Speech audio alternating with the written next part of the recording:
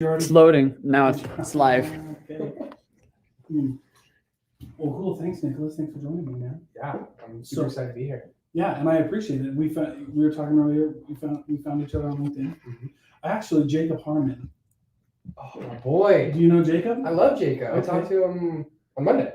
Oh, really? Actually, yeah. Were you on his podcast, Trustcast? No, I was supposed to on Monday, and then he had some family stuff go on, so we rescheduled. But yeah, I've known Jacob for 3 years now.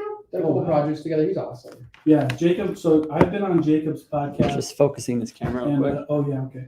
I've been on Jacob's podcast, Trustcast. He's been on mine. Okay. He came on my podcast, and he's just a cool guy. So that's how LinkedIn does that. Like so and so liked somebody else's, and that's how kind of how you grow. So I saw he posted on it, and I was like, oh yeah, let me throw my name because everybody's. That's the funny thing about podcasts. You like being a guest on them. Everybody needs guests on their podcast. Right. It's nice and easy. So yeah, if you do like a long form interview, it's really hard to get guests. yeah, I can imagine. It's probably hard to get people to commit to that much time, and then I know other people who have podcasts who people drop out of podcasts. And oh yeah, they're like they have things scheduled, and like if they're doing a weekly show and someone cancels, they're like, well, I don't know what to do now. You gotta have this last minute thing, and yeah, headache.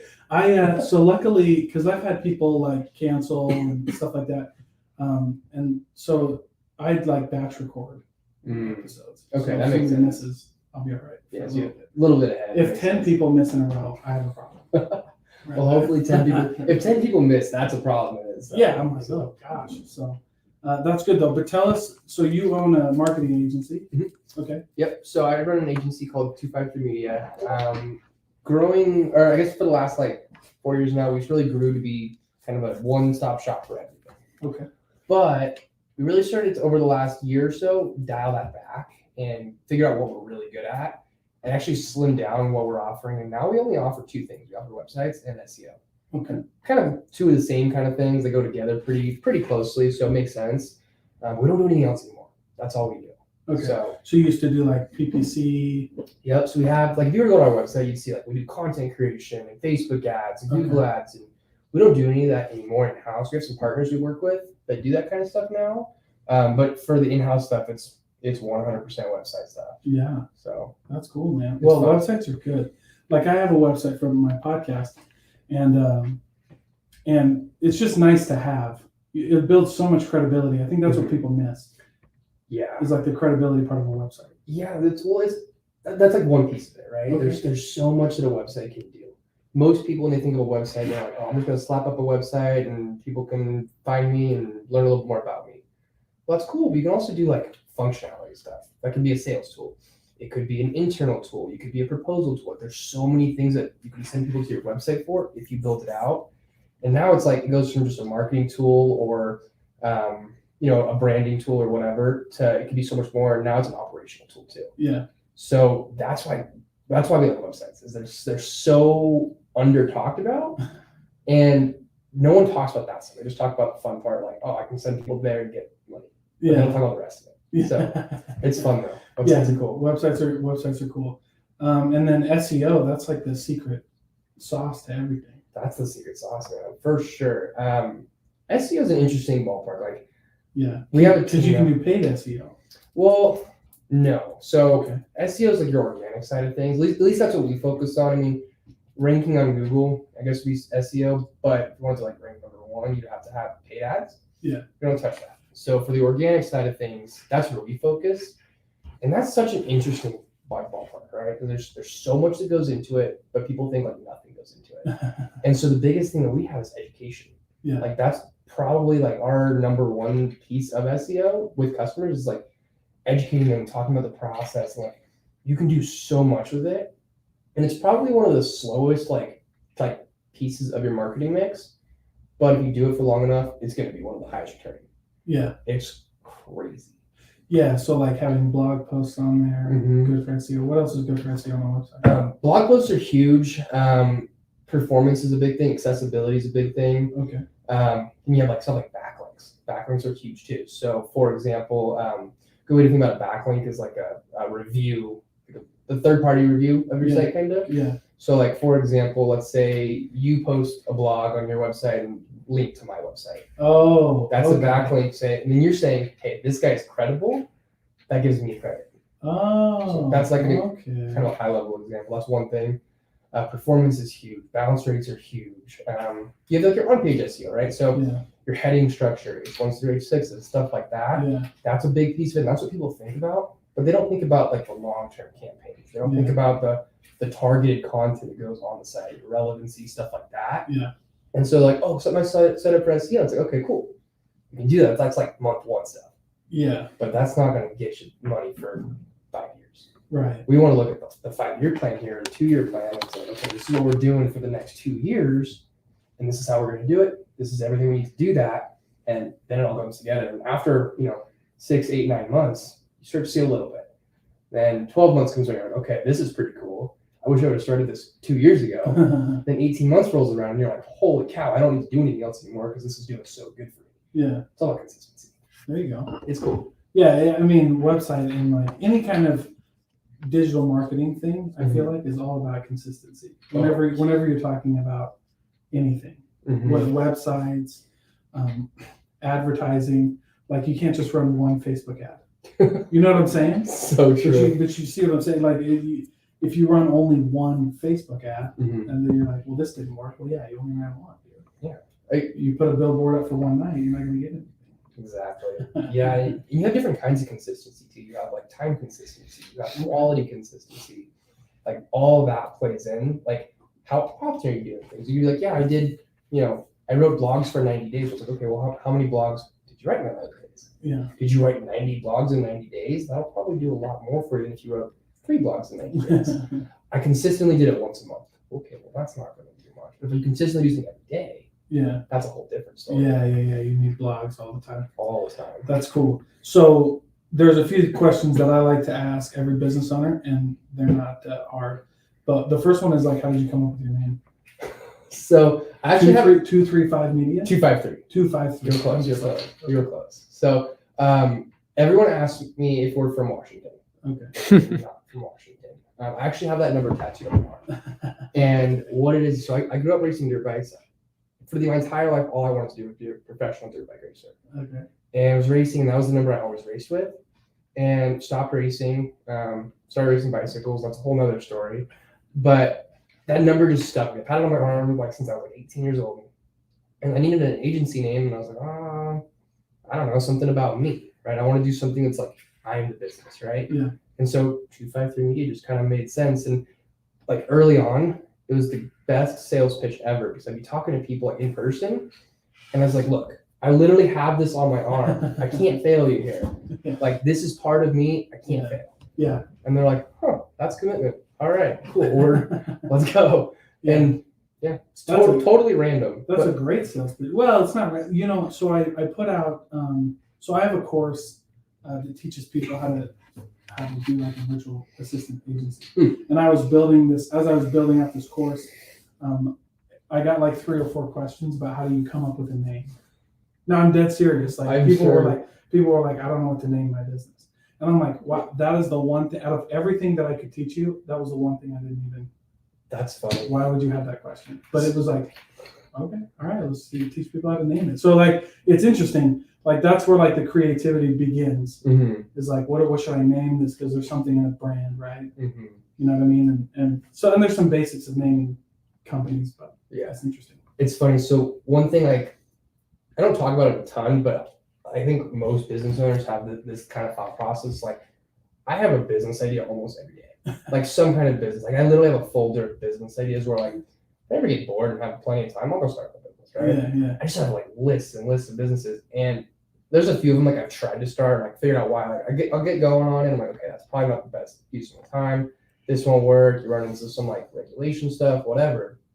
And the worst, most annoying thing about naming a business for me is you come up with this great name, you're like, oh, that's perfect. And you search for it, take it. And you're like, okay, option 2, take it. Option 3, take it. Yeah. Like a year ago, I started a business, and I went through probably 15 different names, all taken. And I was like, are you kidding me right now? Yeah. Like, okay, well, maybe this isn't meant to be. And so, yeah, it was so funny because that's something. Like, you think you have this great idea, and you're like, I have no idea what to call it now. But you know what people do with business names the same thing they do with website domains. They just buy them and then sell them. Drives me nuts. And that was what some of them were. And so I found a couple of them, like, option 7, option 8, where I'm like, that's going to be cool. And then it's taken. Yeah. But it's not taken. It's not taken. It's just taken. Yeah. They're going to sell it to you for whatever, right? Yeah. They're going to like, yeah, you have another business. You can afford one. No, I can't. But yeah. So then it's not even worth like going down that rabbit hole. Yeah. Well, and there's like professional agencies who charge like a chunk to go buy your name. Like they find it and then they negotiate the deal and then they charge you whatever for it. Yeah, and they do that with like not even just business names, but like Instagram names, URLs, like their domains, like all that kind of stuff. Like people do. Like I have a friend, for example, he's got a pretty unique Instagram name, and I think it's Kellogg's, that reaches out to him probably once a year and tries to buy his name, and he's like, "No, you're Kellogg's. You can spend more." And they're like, it's not quite worth it for us, and it's like multiple thousands of dollars. Wow. And he's like, "No, you can spend more. You're keep going up." Yeah. And someday he's gonna get it. But like, that's the thing. Like, people do that. It's crazy.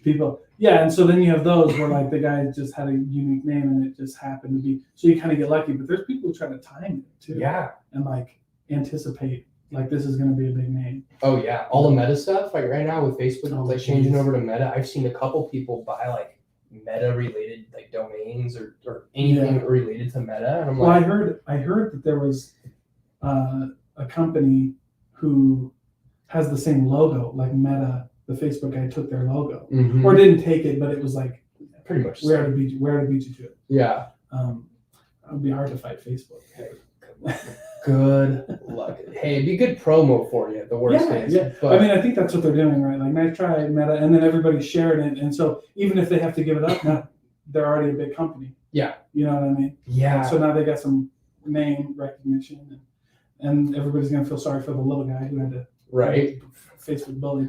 Yeah, that's so true.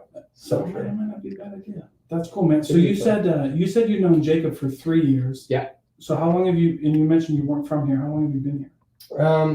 Almost 3 years now. So I actually met Jacob. Maybe it has been 3 years. Maybe it's like 2. Okay. I don't know, 2 or 3, something like that. But I've been here almost 3 years now. So. Where'd you move from? From Northern California. Okay, cool. Like kind of by Sacramento area-ish. I've only been in California once. It was Disneyland. Oh, you didn't go to California. Yeah, I know. Anaheim, Fullerton. Then we went to like the coast. Okay. We went to, where did we go? We went to Valley Center. Valley Center. It's like, dude, I don't even know how to say this name. But it's like Escondido. Escondido. Okay. Yeah, I don't, dude, I always add more syllables. Escondido is like 3 syllables. I add like 5. That's okay. Like, you're an idiot. Okay. But, okay, cool. So what brought you to Utah?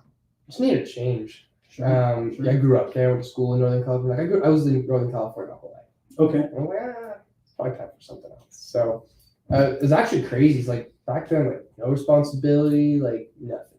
Sure. And I was like, it's like a Tuesday. I was like, I'm gonna move to Utah. And I'd been here a few times. Like I'd been snowboarding here. It's pretty cool. Yeah. And I was like, I'm gonna move to Utah. I called my dad and I was like, hey, I'm gonna move to Utah. And he's like, oh, okay. And he's like, when are you doing that? I was like, Thursday. And he's like, dude, it's Tuesday. And I was like, yeah, I already bought you a plane ticket. We're going to drive out there. I'll fly you home on Saturday. We'll be good to go. He's like, you're joking. I'm like, we're doing this. And I didn't have a place to stay. I just threw my stuff in a storage unit and kind of couch surfed and Airbnb'd it and found a place a couple weeks later. And it was a good time. Yeah. Right. Well, you can do that when you don't have no responsibilities. Right. No responsibilities. Which is cool. Like, good, more power to you. That's great. The only time you're going to do it. Yeah, exactly. That's very true. So if you want to do it and you're listening and you don't have any responsibilities, why not? Time to do it. But for real. Yeah. Like, if you don't have a mortgage, you don't got kids, get out of here, bro. That's really cool. So you've been here, so you were familiar with the area. Yeah, I've been here a couple times. I came out here actually for outdoor retailer with a job that I worked back in college.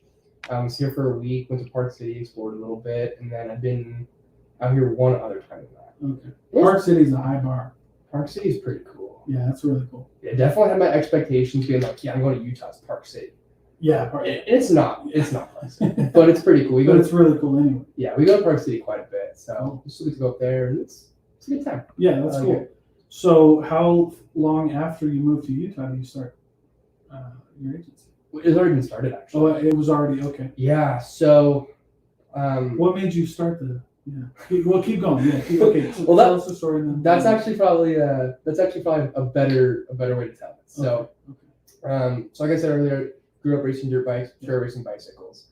Then I was like, all right, we're gonna go race bikes professionally. Let's do that.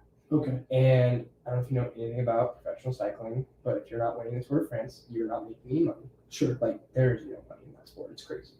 Like not even sponsors. Like yeah, I mean there's. But you gotta be. You gotta be like Tour de France, like even the guys like and like pulling up the rear in the Tour de France are like, no, making much money. Yeah. And I was like, okay, we can be better. Like I don't want to have 5 roommates racing bicycles. Like that's not.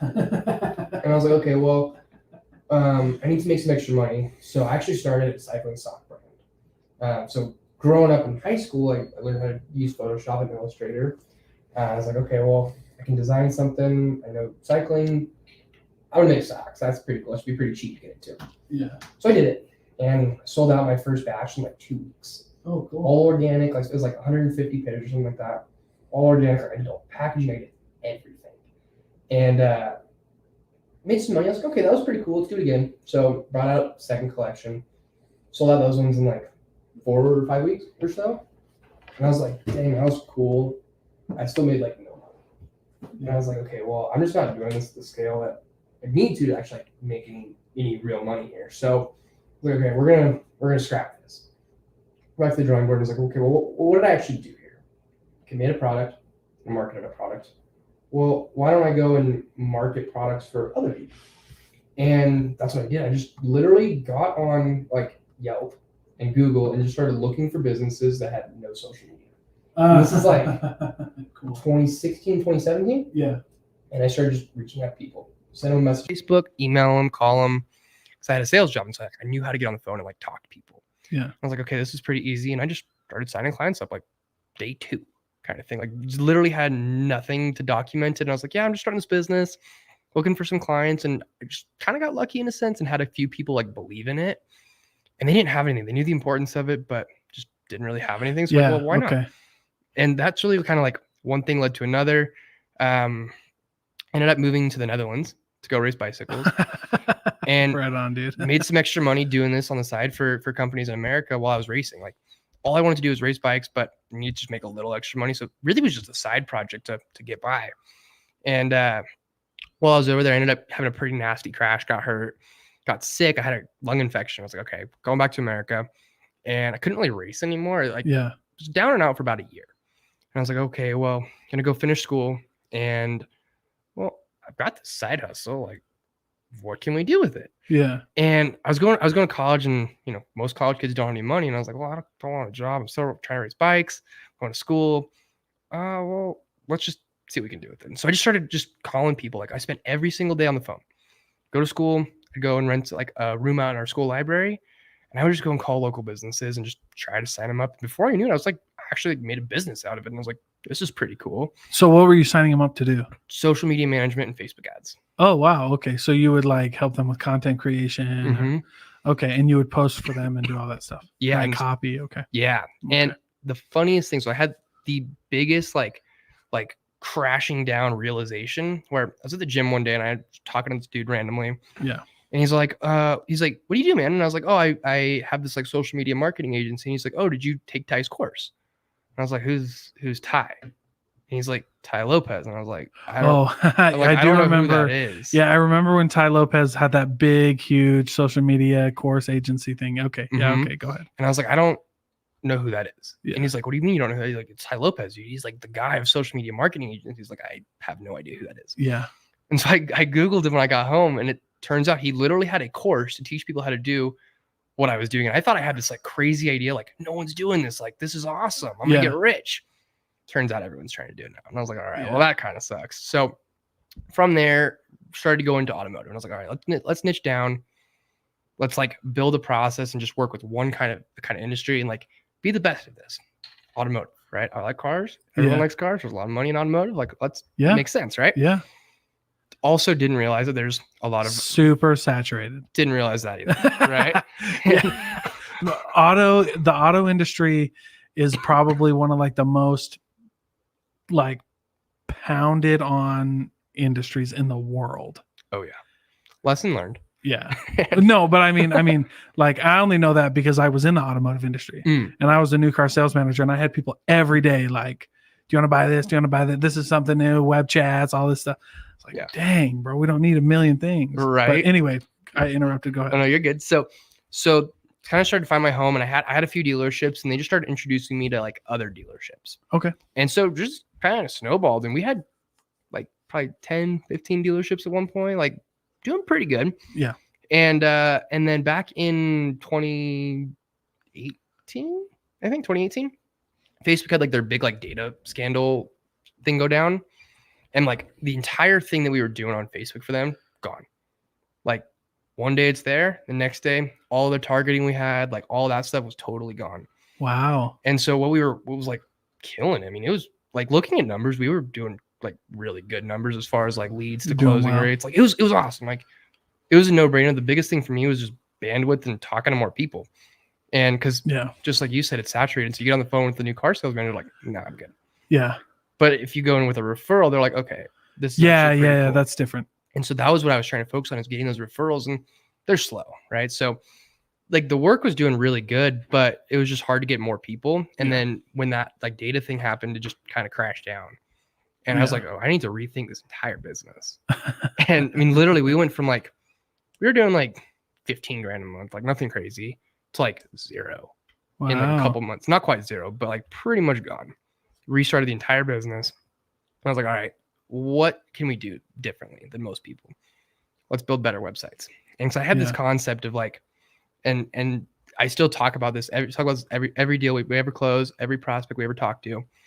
The website's the core, right? So you can have the best Facebook ads, you can have the best email, best SEO, best referrals, blah, blah, blah, whatever. But everybody's going to come back to your website. Yeah. And so if your website's not very good, like no one's going to buy. Right. So why don't we focus on that and then do more Facebook stuff, do some Google stuff, because that's going to make us look better. Yeah. If we control the website, our Google ads are going to work better. Yeah. Our Facebook ads are going to work better. And so that's kind of how we kind of reverse engineered it in a sense, and just started kind of snowballing it. Focus on websites, and then just kind of took that and ran. Yeah. Got out a little bit, started doing some content, started growing our Facebook department. And then since then I've kind of brought it back and really just grown that website department. And just because there's a lot of Facebook agencies out there. There's a ton of content agencies out there. There's not a lot of good website agencies. Yeah. Until we're here. Yeah. So that's where we fit in now. Yeah. And it's funny because if you're talking about like a lot of like website agencies, it's really hard to find like a good one. Mm-hmm. Like, and somebody who makes your website look clean. Like I got lucky and I found a really good one. Like my guy is absolutely great. Mm-hmm. But I understand you go to somebody's website and you're like, oh yeah, right. It's there's like a big gap in the marketplace, I think, with websites. Like you've got the, Fiverr, couple $100 ones. Sure. But then you have like the $40,000 ones. Yeah, those are big websites, man.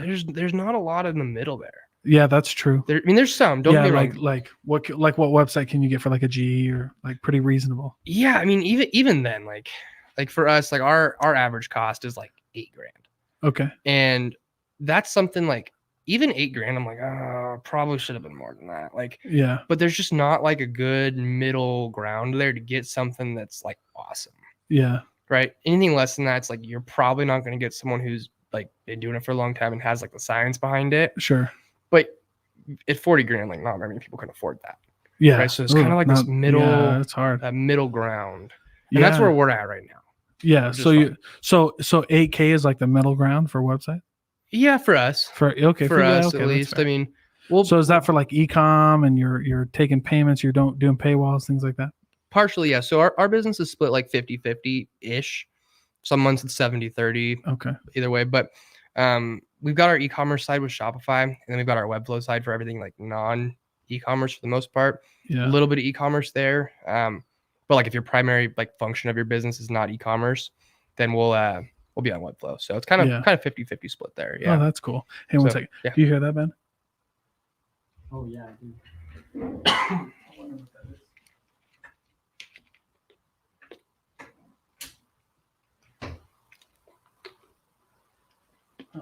Oh well, whatever. We'll figure it out. We'll figure it out on the back end. It's a good drink break.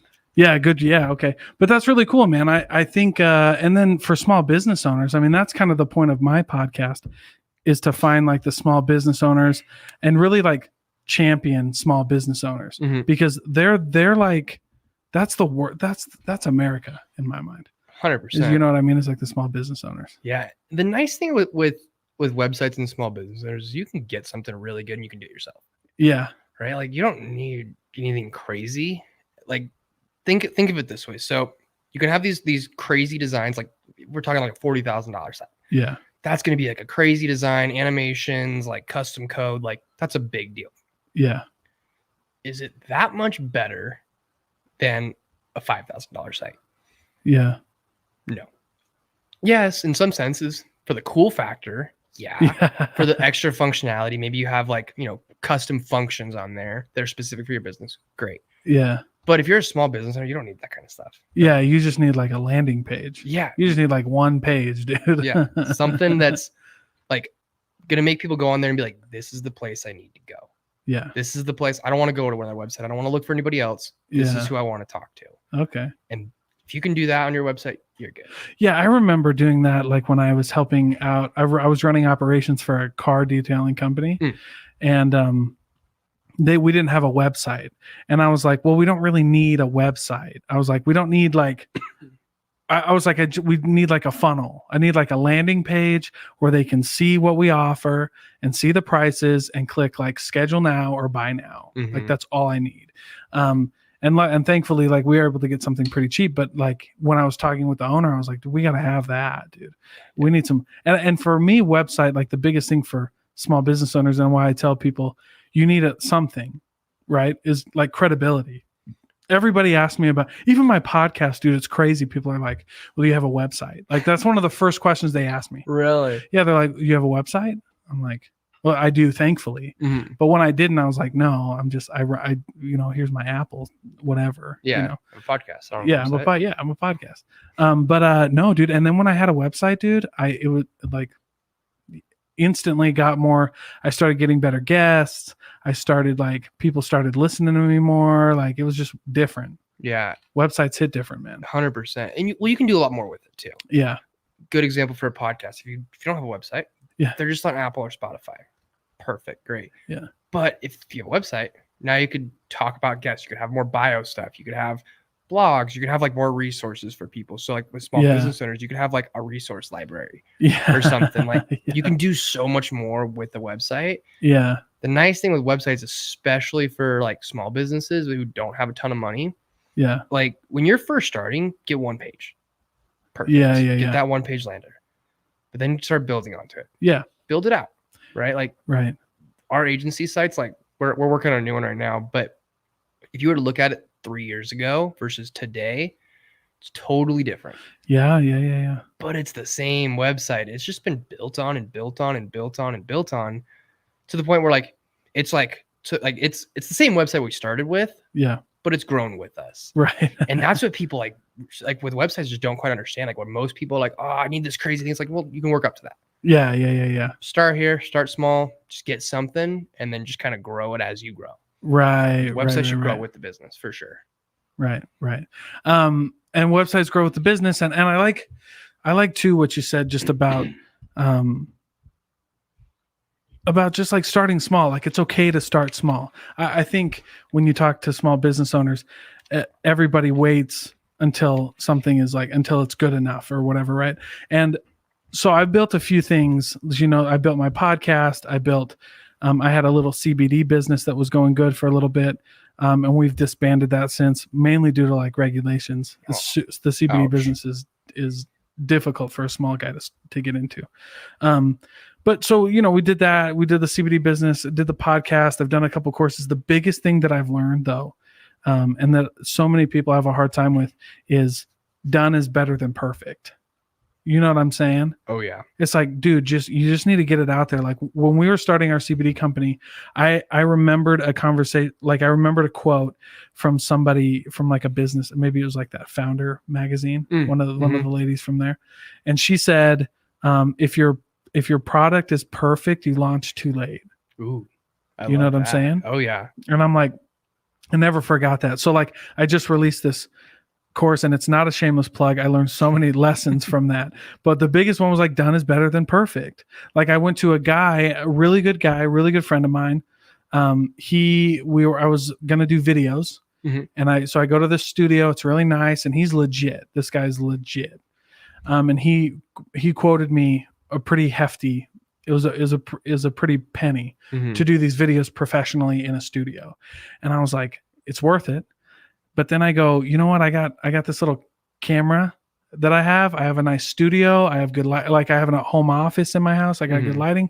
I was like, screw it, dude. I hopped on OBS, started recording with OBS, launched this little course. Cause like done is better than perfect. Like you're saying, like just get a little website up. Just start. Yeah. And at the end of the day, like we talk with a lot of clients we talk with, that's probably one of the biggest challenge we have is like, we'll get to 98%. Yeah. And then it's just those little teeny tiny things that they're trying to make it perfect. When in reality, at the end of the day, like their customers aren't going to care. Yeah. No one else is going to care. The only person that's even going to notice it is a business owner. Yeah, for sure. Right. Like of course, for example, filming it on like a phone versus an okay camera, no one's going to know the difference. That's so true, dude. I've interviewed some hip hop artists who do the iPhone. They shoot their music videos with their iPhone. Yeah. Legit, bro. Yeah. Legit. The only person that's going to know the difference is the person who's making it. And it's so funny because that can be true for every part of your business, whether it's your website. Like people are like, oh, that's going to kill my conversions. I'm like, dude, no one's even going to notice that. Like Right. I do this for a living and I didn't even notice that. Like, cause it's not important. Yeah. Right. They're like, just stuff like that cracks me up because people just don't understand. They're like, perfect is perfect. Yeah. Perfect is done, not done is perfect. Or, Yeah. where you said before. Yeah. Well, done is better than perfect. Yes. And because I'm just like, I've also learned I've had some common factors in with business owners that I've interviewed. One of the big ones is like nobody ever starts. They don't start. Oh yeah. Yes. You know what I mean? Starting's the hardest part for most people. And for me, like I have a hard time stopping. Yeah. Right. I always say like I'm that like ready, fire, aim person where I'm like, it's 10 o'clock at night. I'm gonna get started. Yeah. And I just go and I'm like, what did I just do? And I need to like restart my whole thinking process. And that's where a lot of people, I think I differ from a lot of people in that respect, but people just gotta get started. Yeah. Right. Gotta get started. And starting doesn't mean launching either. Right. Starting can be like, dude, just get the concept out there. Write it down. If you can write it down, now it's real. Yeah. And you know what's funny is I read this quote. It was another quote, but it was someone's law. It was some fake law or whatever. But the whether or not it was a law, like I couldn't find any like rule, any other substantial thing. But I liked the quote, and the saying was, if you can if you can clearly define the problem, you're halfway to solving it. You know what I mean? Yeah. And that's the thing is like people don't understand, like you want to run a business, you want to do this, but if you can't clearly define or clearly lay out like what it is you want to do, then that's tough, right? Mm-hmm. Then that's where like a lot of people get hung up, like they want to do something but they don't know what it is yet. Yeah. And taking that even a step further, let's define the problem. Yeah. I guarantee you when you actually launch your solution for that problem, it's going to be totally different than what it was when you wrote it down the first time. Yeah, for sure. Right. Like other businesses I've started or been a part of, like the initial, like this is what we're doing and where it goes, like even over a couple months. Yeah. It's like a totally different business, right? Yeah. Yeah. That's just part of it. But you wouldn't have gotten there if you didn't start. Right. Exactly. Just write it down. That's what I always tell people. And they're like, I'm trying to start a business. Like, did you write it down yet? Yeah. You don't need to write a full business plan. Just write anything. Write a paragraph. Yeah. Anything. If you can write a paragraph, now it's real. And then you got to do it. Sorry. Well, then it just becomes more real. And you can start to see like the reason that I like journaling so much is because you can go back and look at things. And I mean, there's a lot of good benefits to like journaling, but for me, when I write something down, I can go back and look at it and I can work through all the BS, Mm-hmm. Like I remember writing down, I wanted to do like a plus, like some paid podcasting stuff, like some paid features of the podcast. Realized that I'm probably not big enough for paid podcasts yet. But like writing it down, I was like, you know what? I can't do that, but I can do this. And I did a little research, and like people don't really pay for podcasts unless they're like big, I mean, like think about the podcasts that people pay for. I mean, they're huge. Yeah. And so I go, okay, that might not be me, and that's okay. But I go, you know what is okay though? I can do this and I can do this. And that's what led to like, oh, you know what? I can start these 2 courses. I wrote it all down. I wrote like 50 different versions of my podcast, my paid podcast, my courses, and like what I wanted to do. I've seriously probably got like 50 to 70 different iterations of it before I finally landed on one. And then I was like, okay. And then I remember I came home one day, recorded all the videos, edited them all in one day, because I was like, done is better than perfect. I'm just gonna see what happens. And that was it. And we'll see what happens. There you go. That's awesome. You know what I mean? Yeah, that's awesome. One of the things that like with getting started that I talk to people about is like write it down. That's like number 1, write it down. Yeah. But if you want to actually do it, go tell someone about it. Yeah. Like tell your mom. Oh, tell your girlfriend. Yeah. Tell one of your other friends that's like into business or something. Like just tell somebody. Yeah. Because for me at least, like I've told people businesses that I wanted to start and didn't start, and it is so like not frustrating, but I'm like, oh, you're like, I wish. Well, when you talk to them in 6 months and they're like, hey, how's that going? And you're like, oh, I didn't do it. And that's you need some like accountability. Yeah, it's like an easy way to get accountability, and then you're like, I don't want to see this person until I've done something with them. Right. I got to do something. It's going to be real weird if I didn't start this. Yeah. And people are like, what did you do, man? Yeah. There's a few of those that I have out there. I'm just like, oh, yeah, don't ask. Yeah. Don't ask me. Yeah. I took my headphones off because I think where the static is coming from are these XLR cables, by the way. Oh, I think I need to get new ones because these are like a year and a half old. yeah. These are actually almost 2 years old. And I should probably get new XLR cables because we're getting some noise. But so what you're saying is you need an XLR cable sponsor for the show. That's right. Anybody, Amazon Basics can hook it up. There we go. I'm just kidding, bro. Come on, Jeff. Let's do it. That's right. Ooh. But dude, that's really cool. I really like that kind of hustle. So you started a marketing agency just off of, you know what? When you brought up Ty Lopez, dude, I remember I actually almost bought that course. Oh, I almost bought the course, and I almost was like gonna do this social media thing. In fact, I had a friend who was in the car dealership with me at the time. We were actually gonna niche down and do car dealerships because here's the thing with car dealerships though. they're man, they've got some of the biggest egos in the world. Car dealerships, bro. Oh yeah. It's annoying. It's like almost like tech, dude. Tech sales. Like I'm in tech sales right now. Okay. A lot of big egos in there. Love my team though. Love my company. For real.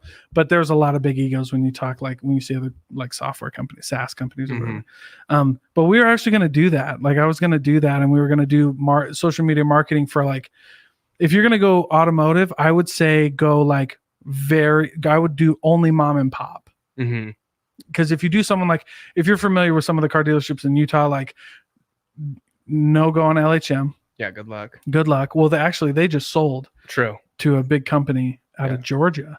But anyway, even when LHM was LHM, good luck. No shot. You got no shot. Ken Garf, again, no shot. You got nothing. Young, nothing. I worked for a company called Performance Honda, Performance Auto.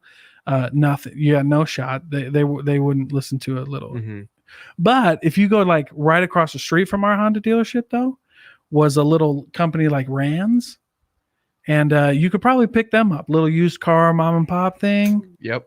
That's really little. Yeah. What I really like to do, like when we were working with dealerships, it was the referrals would get us the big ones or inbound. Okay. Yeah, that's fair. Yeah. So referrals or inbound. Cause like I would put out a ton of blogs and we ran some Facebook ads. Yeah. So between those two things, we were getting people like inbound or actually on LinkedIn too. Yeah. Okay. But if we were doing any outbound, all mom and pop shops. Yeah. Those worked pretty good. Honestly, if someone wants to go and start like an agency in the automotive space, find like a very specific kind of dealership. Oh yeah. Like, absolutely. Like good example. here in Utah, Truck Ranch. Oh yeah, Right, okay. driven All by the those- truck, the truck ones. That would be a good one to market. Yeah. Those guys, like, for me, like when I look at car dealerships, like my biggest frustration, like even when I was working with them, is like they're all the same, Yeah, they are. right? Like, what's your value prop, man? Like They're they're like, all the well, same. we can finance anyone. I'm like, yeah, everyone can do that. Like, Yeah, pretty much. yeah, Pretty much. and Unless you do some like- crazy like in-house stuff, but yeah, yeah, but even then, like it's like it's pretty much the same. yeah. And so, how are you going to connect with people differently? Like, how can you market it differently? What's the value prop there? So Yeah. places like Truck Ranch, they have a pretty good value prop. Largest truck selection. We have the coolest, nicest, biggest trucks in Utah. You when you buy our truck, you don't have to put a lift or leveling kit or whatever on it. Yeah. Yeah, like if you want a truck, go to Truck Ranch. Like, Yeah. not affiliated with them or anything like that. But no, like that's how they branded themselves, right? Yeah. And so, like from a marketing perspective, if you can do that for somebody, you're set. You're in. You're yeah. in. Yeah, and that's what I was saying. Like, if anybody wants to get into auto dealerships, you go for small mom and pop ones Mhm. who need help, who actually need the help. Because I'm for small dealerships doing what they got to do, but like it's tough. You're not going to get an OEM company. Right So off the bat. Honda, Benz, yeah. At least right off the bat, you're going to have to start with mom and pop. I like mom and pops better anyway. I When like you mom got- and pops, more fun. When you got what people sometimes miss I know we got on like this marketing, the auto thing, but like OEMs have specific regulations for their own websites. So Toyota is different than Honda is different. Like Honda, you know what's funny? This was actually a sick marketing thing that Larry H. Miller Honda did one time. So, but no one else knew about it. If you were in the business, you knew about it. But if you didn't, so here's the secret: Honda, you can't advertise a new Honda, below invoice price. Okay, So you can't. So makes sense. that's why, like, if we could go to 50 Honda websites right now, and they would all be the same price Yeah, makes because sense. you can't look. But that's not the same for Toyota. Toyota, you can, and it's not the same for like Nissan or GM, Volkswagen's one. Volkswagen. Bro, you can literally list a Volkswagen for $1 Yeah, they and get away do. with it.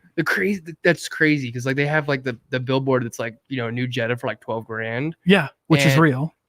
But you have to lease. You have gotta to have do a so trade many in. things. You have to have a trade in. You have to do the there's a lot you gotta do for sure. It's Yeah. 2 years. It's a 10,000 mile lease. Nobody drives 10,000 miles that I've ever met in my life. I wish I only drove 10,000 miles. Yeah, seriously. That's what I'm saying. So anyway, it's funny because Honda, you can't, but this was like one of the best marketing things I've ever seen because it was just like so obvious that nobody thought of it. So what was cool was Larry H. Miller Honda one year, they put out on their whole marketing thing was you buy a Honda from us. And this was great. If you see a lower advertised price for a new Honda, like you paid, if you see a lower advertised price than that, we will give you the difference. It was phenomenal. I was like, these dudes got us, bro. They got us because That's good. nobody can advertise below invoice. That's pretty good. So it was like, so the customers didn't know that, and there's no reason why they would. Yeah. Nobody was tricking the customer, but it was like, it was one of those marketing things that was so obvious to me, like to everybody. When they did that, we were like, what the freak, dude? Yeah. All they have to do is sell their cars at invoice, and Honda you can't advertise. So there are ways to buy a Honda below invoice. You just can't advertise it below invoice. Makes sense. Right. So they'd have money like $1,000 off under invoice. It's called Honda Dealer Cash. You can't advertise that to the customer, but you can use it as a negotiating. Yeah, tool. makes sense. So they would just sell all their cars at invoice. And they'd be like, wow, I can't believe LHM is amazing. That's so If funny. I find anybody who advertises it lower. That is so funny. Everyone else is probably like, well, all right, well, I'm gonna. Well, I'm we out of did. I job was the now. new car manager at that time, and I was like, these guys got us, bro. They got us. And so the only way I would combat that, because people would be like, well, I'm going to go to LHM because, I'll buy a car from them. And then if anybody lowers it. So I was actually having to like educate customers. Well, it's a really good tool, but like I would tell them, I was like, but you can't advertise lower than. That's why I would spend time with customers and pull up like 15 websites. Look, no one's different. That's hilarious. It's funny. Man, things you got to do to sell a car. It was the things you did. Yes, we did a lot of crazy things. We did a lot of like, my favorites were like, or when people will like the giveaways. Like we'll send your family to. Oh yeah. Yeah, but you got to buy you have to buy it at sticker. Yeah. So my girlfriend used to work at one of the Volkswagen dealerships, and she works at Honda too, actually. Oh really? Oh, that's cool. And man, some of the stories that I've heard from people, like from It's the her, Wild and some of West, her bro. like coworkers and stuff, like It is the wild. Whew. West. What Honda dealership does she work at? she worked at Stockton, Okay, Stockton. Okay, yeah. Yeah. They're a good dealership. and They're she like, worked there, and then she worked at Southtown Volkswagen. oh, that's the bro. Yeah. You want to talk about a dog fight? Oh, dude, Southtown Volkswagen. I actually know a few people at Southtown though. Shout out Charlie Afflito. Shout out to one of my boys over there. He's a new car manager. I think he's over there. Was with us over at Toyota for a minute. But yeah, but they're Crazy. feisty, dude. Yeah. So one of the guys who's on my team now building websites used to work there too. Oh, what's his name? His name's Trevin Edwards. That sounds familiar. Trevin, if you're listening to this, you're the man. He's good. He's good, dude. He's a killer. And it, like hearing stories from like him about Southtown, like Yeah, if you're going to Southtown, you're gonna walk out with a car. dude, they're dogs. They are Like Yeah. they do everything they can, and they'll make sure that you buy a car there. Oh for yeah. sure. Like That is like old school car buying Sharks. with them. all Like, day You talk to 5 or 6 managers, they wear you down, they take you on 5 test drives. And we didn't do that, dude. I didn't, because I just didn't have time. My sales philosophy then and now is like, I don't have to sell to everybody. Mm-hmm. Like I bring an abundance mindset to sales, so that that kind of is what draws people to me as a sales guy. But like, dude, I just come up and like I'll tell people if they're working with me, I'll be like, look, I don't have to sell to you. You know what I mean? I got 50 people lined up ready for this deal. Yeah. If you don't take it, someone will. I'd rather it be you so I can get done with this. That's a good way to put it. You know, but seriously, like I don't want to spend all day doing this, but if you don't do it, someone else will. Yeah. They're like, It's true. that's my pitch. I love it. I go, I don't need. And so when I was selling cars, they were like, people would be like, well, I need to think about it. I'd be like, hey, take your time, do whatever you got to do. I'm just going to let you know. And people would be like, oh, that's just an old sales pitch. I'd be like, but listen, if you don't buy this, someone else will. And I would have people come back mad at me. Yeah. Like, you sold my car. You sold it out from under me. No, I didn't. You called me a liar. And so, well, now I got to prove a point. You know what I mean? It's true. So I bought a new truck back in March, and I was terrified of that because like right now, good luck buying a truck. Like if you want to buy anything, like if you have something specific you want, good luck. Yeah. And so for me, I found a truck. I'm like, I want this one. Yeah. I mean, I knew if I left, it'd be on the next day. Mm-hmm. Because like I'd been looking at other ones, and they would be on a website for not even 24 hours gone.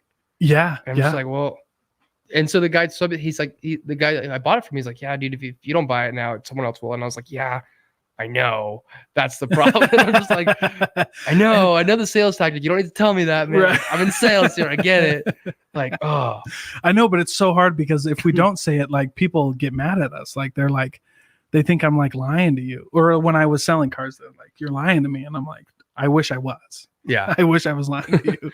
but it's true. Yeah. Yeah. It's and maybe there's a better way to say it. Maybe someone in the sales in the auto world will like evolve and find a better way to pitch that. Cause I never found it.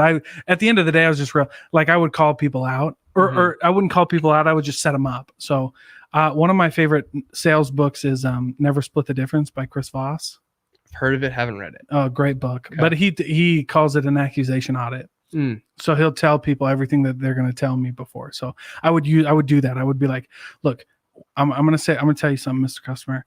You're going to think I'm lying. You're going to think this is a sales tactic. You're going to think this is just a way for me to get more money out of your pocket. I understand. Right. But I would be doing you an injustice. I would be doing you a disservice if I didn't tell you that this car will be gone by the time you come back. And they'd be like, well, yeah, if it's not, and I would be like, and I get it. It's not, if it's not meant to be, it's not meant to be, but you're not going to hurt my feelings. I'm just telling you that if you really want that, you spent 3 hours looking at this car. Mm-hmm. If you want it, I would buy it. Yeah. And if you don't, that's fine. You come back tomorrow. Don't call me a liar and we'll go find something else. This is so true. But I would just tell him, I'd be like, look, I'm a liar. I'm sleazy. I get it. but it's Yeah. not going to be here. No one wants to be at the car dealership for 4 hours. Actually, that eating was stale popcorn. That's like, oh yeah. And every dealership's the same. Ugh. They all got shitty popcorn. They all got shitty coffee. so bad. So bad. Dude, it's so true though. It's so true, dude. But I don't know why we got talking. I love the car business though, dude. That's how I grew up. That's how I learned how to sell. Mm-hmm. And what was cool about that was like you had to learn as a sales guy how to break down walls. Because it's hard for a sales guy just in general, but it's harder for a car salesman. I mean, we're lawyers. We're in with lawyers, bro. You know what I'm saying? 100%. Yeah. We were in with lawyers, dude. It's so funny because whenever I go buy a truck, I've been on a weird like buying vehicle spree for the last few years where I just get a new one every year. Heck yeah, dude. Unfortunately, Good for you. no. I just got a couple 11s here and there, and I was like, you know what, we're getting a new one this time. No more of that. But I got used to like going to the car dealership and like going through that. Having a girlfriend that works in car sales. Yeah. I know every single tactic they're gonna throw at me. Yeah. And going in there, and I would tell them. Yeah. They would say something, be like, I know what you're doing, man. Yeah. Like I know what you're doing. Like I know the truck's gonna be gone tomorrow. Yeah. Like, I get it. I know it's the best price you could do. Like, don't sell me. If I want to buy it, I'm gonna buy it. Yeah. Well, good. Like accusation audit, right? Yeah. So like whenever a customer would come in and tell me that, I'd be like, oh, great. Sounds like on the same page. You know, and I would kind of, because in sales, like you got to tell people things to kind of throw them off. Mm-hmm. So whenever someone would be like, you know, they'd be like, I'm not buying today. Great. I was really hoping you wouldn't say that. Yeah. I'd be like, great. Thank goodness. Perfect. I've got a customer coming in later to look at this one anyways. So you got 30 minutes. You only have 30 minutes. I'll get you out of here in 15 minutes. And they'd be like, what? That's so funny. That reminds me of do you watch Key and Peel? I've seen in a moment of levity. Seen like two skits. Okay, so there's a Key and Peel skit that's hilarious, and it's called, it's like this vacation salesman, and their whole phone script. You got to go watch it, but their whole phone script is to like hang up on the customer when they say no, and it gets the customer to call back, and they're like, "Are you allowed to hang up on me?" It's like, "Were you gonna buy?" Well, no, and then they hang up again, and like through this like. But they make a really good point. Like it's a very valid sales point of like this more like you know, it's like if we were, you know, there were some girls or some guys would do that if you were in the dating scene. The harder you play hard to get, and the harder you are to get, the more you want it, right? And so they kind of play this in this Key and Peel skit. You know, it's a very extreme side, very toxic way to sell, but it's absolutely hilarious, dude. It's so funny. So here's a question for you. Have you ever been like in a place where they're trying to sell you a timeshare? Yes. Dude. Bro. Oh man. I have a story for you. All right. Well, let's talk about it because I hate those are the worst. I'm like, well, I was in car sales and a timeshare guy came up to me and I was like, hey, do you like doing this? They're like, no. I'm like, you need to go sell cars. I'm like, I'm not from here. You'll make way more money and you'll feel a lot better. I'm like, dude, if they're car salesmen and lawyers are timeshare people, way down here. They're so bad. So we were in Vegas for my girlfriend's birthday and we got talked into doing what ended up being a timeshare thing. Yeah. And they were like, no, it's not this. We're going to go tour the new Raiders stadium, get some feedback on the. Yeah, seriously. And they're like, we're going to give you this and this. And then we actually got a free hotel stay out of it, which is pretty cool. Okay. But we had to go and sit through this pitch and it was like, the worst pitch you've ever heard. And you know, us having sales backgrounds, we're just sitting there looking at each other, just laughing the whole time, to the point where they had to like, is everything okay? Yeah. And we're like, yeah, sorry, we're good. Yeah. And it was so bad. And they were like the pitch was like 20 grand. Yeah. I'm like, dude, I'm 26 years old, man. I don't have 20 grand to spend on this. Like, are you crazy? You're crazy, bro. Yeah. And they were thinking like, I'm here to buy. And they were like, so confused that I wasn't buying. Right. And I was like, dude, seriously? Like, I've got $20 in my pocket. Like, yeah, that's all. it. Yeah, dude. Yeah. And they were like, this is done, and just escorted us right out. And I was like, holy cow, that was crazy. I don't even go into them. I just know. Yeah, that's fair. Yeah, we wouldn't have for sure. But like, we had no idea we were even getting. I mean, we literally thought we were gonna go tour the new Raiders stadium. Oh yeah. Oh, and that would have been legit. That would have been sick. Right. But they go, dude. I ran into the most recent time was in Vegas. I ran into him. Classic Vegas. And, dude, yeah, they were in my hotel, bro. I was like, they're like, hey, did you get your free gift? And I was like, yeah, I did. There's no free gift, bro. Like, they're like, yeah. How long are you guys staying here? I'm leaving in the morning. Like, that's what you say. I always say, like, I got the free gift. I'm leaving in the morning. I'm not staying here. They try to like interrupt you on the strip too, and I'm like, bro, I don't. So I finally was like, bro, you're really good at this. You should actually go sell something real. Like, you should be a real salesman. Hey, come work for me. Come work for me, man. But seriously, yeah, I'd be like, you should go be a real salesperson. You'll make a lot of money, and people won't hate you when they see you. Yeah, they won't want to fight you the next time they see you either. Yeah, exactly, dude. And then the other time we were in Disney World, or no, sorry, excuse me, Universal Studios, and they were like, "Did you get your free gift?" And I was like, "I don't want to be here, dude." Because like my thing is like, do you watch The Office? Dude, I don't watch anything. Gosh, dang A it. little bit. My girlfriend watches. Like, I watch. There's a couple shows. I like. Okay. Well, you need to go watch The Office because Michael Scott's the best. I've tried to watch The Office a few times, and that's one show that it's cringy. Is it too cringy for you? Yeah, I can't do it. If I'm gonna watch a show, I'm watching like Ozark or Sons of Anarchy or Yellowstone. Okay. Yellowstone So you're more season like 4. you're more like a drama guy. If I'm gonna watch something, I want something with like a plot and some action and some oomph. Okay. See, and I'm like, I like those too, but I'm like also the opposite, where I'm like, I like funny, dry comedy. It's hilarious. Michael Scott's like, what's worse than listening? There's nothing worse than being a really good salesman listening to a really bad salesman give a pitch. And I'm like, that's true though. That's so true. It's like, dude, and I'm just like, okay, I know, dude, you got to do what you got to do. You're trying to feed your family. There's a better way. Like literally, you could be a car salesman and people would love you more, and you'd get paid more. Yeah, because there are some people who love car salesmen. Yeah, and if you do it right, if you do it right, like you probably met a good sales. You're like, okay, this guy's. Oh yeah. You're like, okay, fine. I mean, dude, honestly, my girlfriend, like, she's badass. Did she sell? Oh yeah. Oh, okay. I thought okay. No, dude, she was the way you put it. I wasn't sure if she sold. So she sell and sell. What's her name? Her name's Caroline Phillips. Okay, and she sold at Stockton, and you said Southtown. Yeah. 2 big dealerships. Yeah, those are hard to get. Those are hard. She would crush it. I mean, it was like 3-4 cars a day in Southtown. Like, but But you know what though? Girl car salesmen are way better than boy car salesmen. Dude. Oh yeah, male cars, whatever. Male, I don't know. If you're a girl and you're confident to go sell, dude, yeah, go be in sales. I had a team. Sell something. Yeah, I had a team when I was a team leader. I had a team, and there were like 3 females on my team. Yeah, and they crushed it.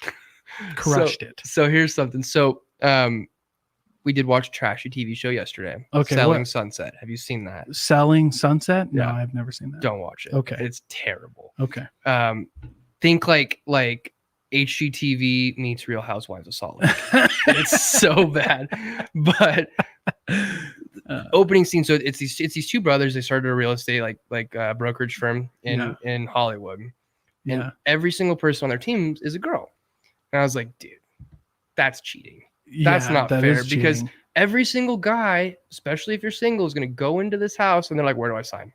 Yeah. Every time. Like, you can't compete. Well, and they're just confident. I mean, that's why like a lot of real estate agents, I mean, not a lot, but I know a lot of real estate agents who are female and they just kill it. Crush it. They kill it. Crush it. I mean, they know exactly what they're doing. They know how to talk. They know how to break down walls. Yeah.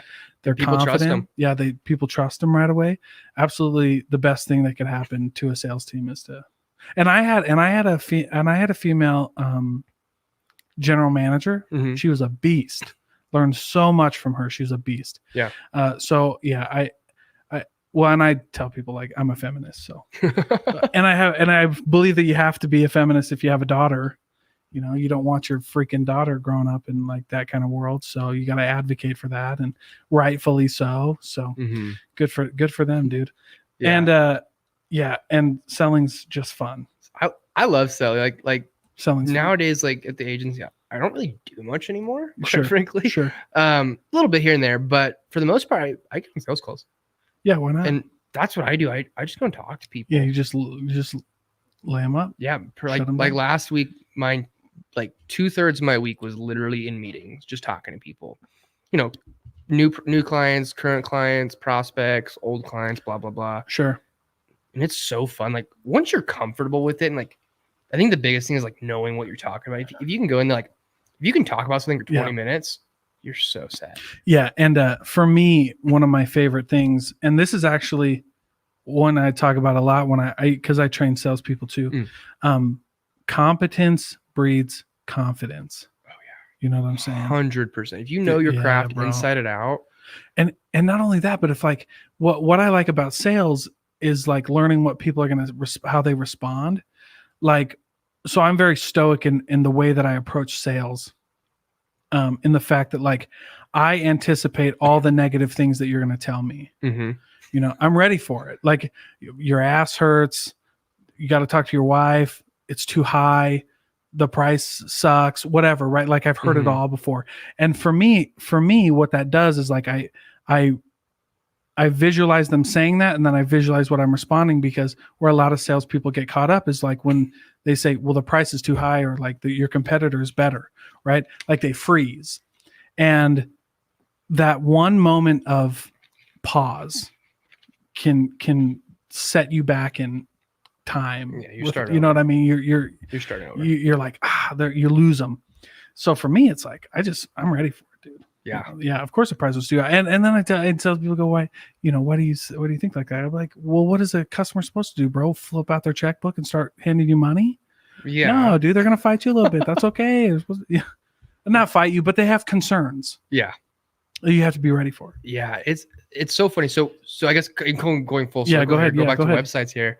We were talking today, so we're getting ready to launch a new campaign for the agency, and one of the things we wanted to do is build a landing page out and whatnot. And sat down with the team today, and I was like, hey, what are the most common pain points for some of these websites we've been building lately? Yeah.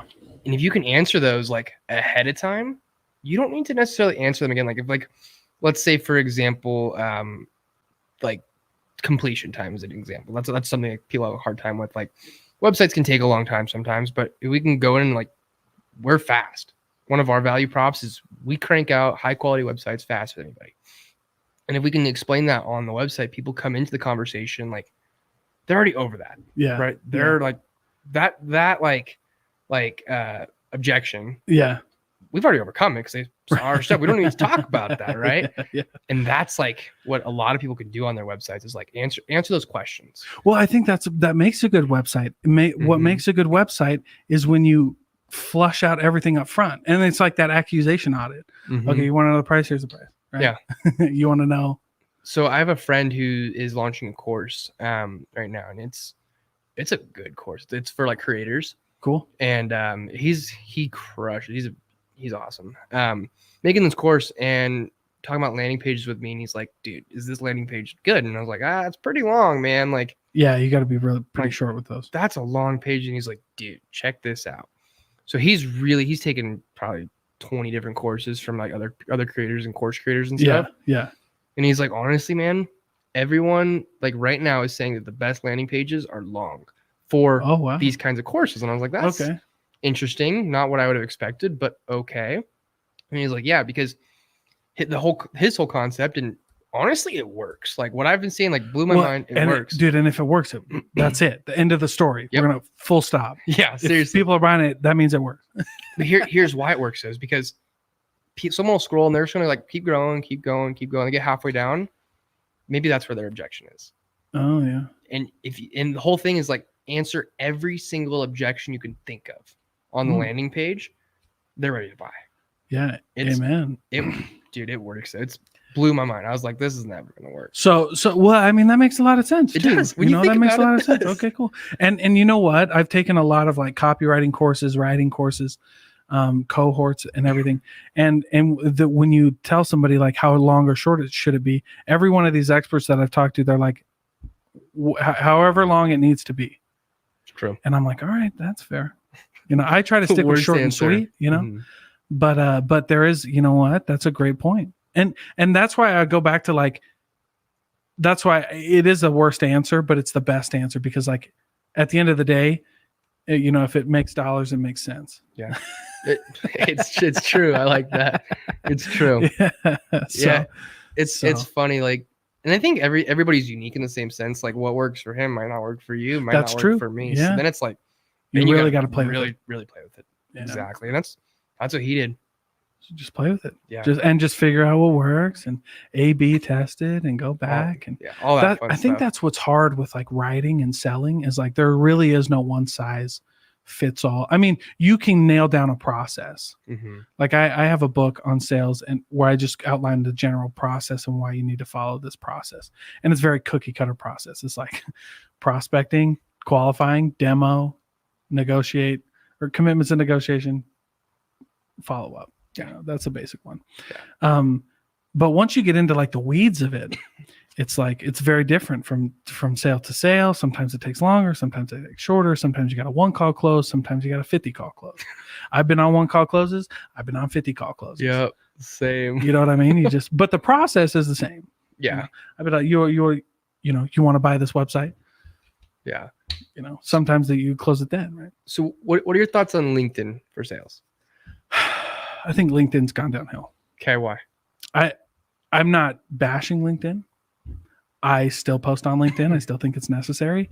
I don't like where LinkedIn has gone. You mean all the automations saying, hey, I saw we're in the same industry. We should connect. There is a lot of automation. I don't get that though, because I don't really Oh man, I'll give you some of mine then. Yeah, because I don't really care. Well, and that's the tough thing is like if you want, because I've been in sales long enough though to know that like if somebody smells bullshit, you're done. So like all of these like, but if it's when you pitch like that, we could say 2 people could say the same thing, and if it's genuine from one person, you'll be able to tell, and that's who I'm going to accept, right? 100%. So okay, but so LinkedIn for selling, I don't really like it. Okay. Well, mainly because of the automations. Everybody thinks that I mean, we've gotten so much, it's been bogged down so much, like it's really hard to break through authentically. Like I've been genuinely authentic with a lot of people, and I still come across as like a sales pitch. Yeah. Which is fine. Like I get it, dude. You've been hit with 40 today. I'm 41. That's my shitty luck of the draw, right? I'll try again later. Yeah. It's funny because like, so we get a lot of business from LinkedIn actually. Okay. And maybe I just need to do it better, by the way. Well, I'm cool with that too. I'm cool with being wrong. Well, so I get probably on a slow day 10, on a big day 20 messages every single day. Wow. The craziest thing though is when I get 2 of them that are the exact same. And I'm like, all right, you guys got the same template. And I'll get them like back to back. And I'm like, this can't work. Yeah, dude. that's like, annoying. There's no way this works. But like LinkedIn, like it's such a good way to like show who you are. Yeah, right? I like that. I like LinkedIn for much branding. Personality. And for us, like that's all I do. Like I don't send messages to anybody. I used to like a long time ago when I didn't know better. But yeah, like just talking about yourself, talking about who you are as a person. Like I would say people buy from people. Yeah, right? I agree. And I agree. If someone likes you as a person, they're like, oh, this guy's pretty cool. Yeah. So if LinkedIn is a branding tool, then I'm all for LinkedIn. So I mess with LinkedIn and Twitter. You're on Twitter. Okay. I love Twitter. I just got on Twitter again for the 15th time now. Okay. So Twitter fell off. Mm-hmm. Twitter, what Twitter was is where LinkedIn is right now. Yeah. 100%. You know what I'm saying? Oh, yeah. Like Twitter fell off for a long time. It was just like tabloids. It was TMZ, all this stuff. But you know what's funny now? If you're intentional about it, dude, Twitter's my MBA, dude. Dude, 100%. You can get gems, dude. And people write threads on there. It's legit. So where LinkedIn is right now, Twitter was. Yeah. So LinkedIn's gonna have to go through some cleansing. I feel like they flipped. Yeah, they did. Total like LinkedIn 3 years ago was like business value, like no fluff. Yeah, like we're legit. Like we're giving, and now I see. And look, I don't give a shit what you post. I don't care. But it's not what it was. It's turning into like some Facebook. Like if I go on, I don't know. It's just if you want, we can discuss whatever you want on LinkedIn. But it's like these. I'm getting some like Facebook post. You know, like I'm getting some like posts that are like people are like. I'm going to use politics as an example, even though I hate politics. But this is why I hate politics, because on Facebook you get these guys who are like Joe Biden did this, and the website link, like I hate Democrats. You know what I mean, like .com, and it's like, bro, that's not. And so I'm seeing that kind of stuff on LinkedIn, and it's like that's stupid. I don't want to read, not because I don't want to talk about politics, but because like you're just trying to like troll me and Start like, fire. yeah, like on Yeah. purpose, you know? That's so fun. And That's so- true. That's why I'm like, I don't want to see that stuff. Yeah. But again, though, if somebody genuinely wanted to talk about politics, okay, good. whatever, fine. Yeah. But I don't want to see like I love DonaldTrump.org. Like that's not a real site, dude. Unless you make it and that's part of your portfolio, right? And then it's okay. Okay, yeah. Yeah, if you made it and you got that guy's money, There you keep go. getting money. As long as the check don't bounce, bro. Hey, there you go. But But Twitter, Go man. ahead. Twitter's good. Twitter is cool. So, like, I got Twitter back in like 2011 or 12 or something, like Yeah. a long time ago. Yeah.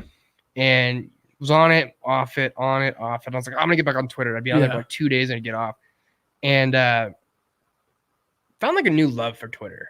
Dude, it's gone up. It's gone way up. It's There are gone up. some like Really Like, good people gold on there. nuggets out there. Really good way to brand yourself again, writing Mhm. threads on there. Threads are cool. What's interesting to me is like, so I don't know if you're like in the crypto or NFT space or Yeah, anything oh like yeah, that, but yes. dude, if They've you're on got some NFT, good- if yeah. you're on NFT Twitter, man, like NFT Twitter Whew. is freaking money, dude. nuts. Money. No. I am an NFT. In fact, I made a intro to NFTs video on YouTube. Ooh. Yeah, it was cool. I'll It was like check it it was out. like 13, 14 minutes long. But Okay. I was like, it was just when NFTs were like, so like Artifact Studios here in Salt Lake. Are you Mhm. familiar with Artifacts? Name sounds super. Chris Lee. They do. Let me show you some. Okay, maybe I'm not. They have their Discord channel on here, but like Artifact Studio, where maybe do they have some? So these guys, I don't know if you've ever seen this. Some of these, what these guys do. So Artifact Studios is Chris Lee. They're in Utah, Okay. I don't know if Um, I've seen that. bro. Good. They did the sneakers. So NFT sneakers. They Mhm. made these badass NFT sneakers. Okay. And if you bought one, you got like that sneaker. You got a physical one, and there's Ooh. only one. Dope. There's That's they were cool. 1-for-1 sneakers, or maybe they had like Couple. maybe a couple or something like that, but it wasn't like mass produced.